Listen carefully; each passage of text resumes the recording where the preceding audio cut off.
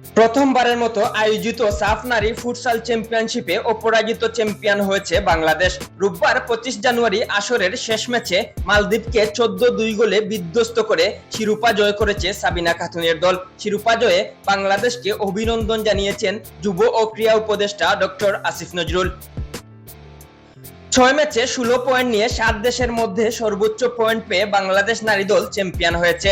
থাইল্যান্ডের হুয়ামার্ক ইনডোর স্টেডিয়ামে শিরোপা জয়ের আত্মবিশ্বাস নিয়ে মাঠে নেমেছিল বাংলাদেশ।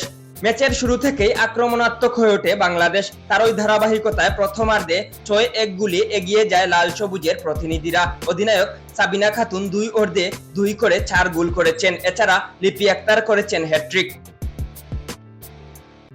মাসুরা পারভিনের আত্মঘাতী গোলে 4 মিনিটেই পিছিয়ে পড়ে বাংলাদেশ। 2 মিনিট পর সাবিনার গোলে সমতায় ফিরে বাংলাদেশ। 14 মিনিটে সাবিনা বাংলাদেশকে 2-1 গোলে এগিয়ে দেন। এরপর অবশ্য বাংলাদেশকে আর পিছনে ফিরে তাকাতে হয়নি।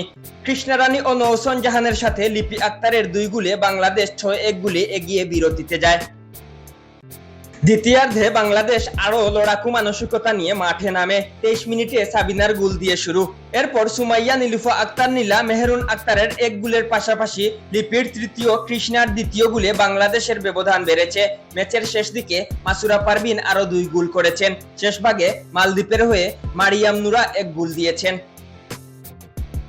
এর আগে টুর্নামেন্টের উদ্বোধনী ম্যাচে ভারতকে 3-1 গোলে হারিয়ে জয় দিয়ে আসর শুরু করেছিল বাংলাদেশ। দ্বিতীয় ম্যাচে পিছিয়ে পড়েও ভুটানের সঙ্গে 3-3 গোলে ড্র করে সাবিনার দল। তৃতীয় ম্যাচে নেপালকে 3-0 গোলে এবং চতুর্থ ম্যাচে শ্রীলঙ্কাকে পরাজিত করে 6-3 গোলে। পঞ্চম ম্যাচে পাকিস্তানকে 9-1 গোলে বিধ্বস্ত করেছিল বাংলাদেশ। পুরো সাফ নারী ফুটসাল চ্যাম্পিয়নশিপে অপরাজিত থেকেই চ্যাম্পিয়নের মুকুট মাথায় তুলল বাংলাদেশ। স্পোর্টস ডেস্ক, আধুনিক কাগজ।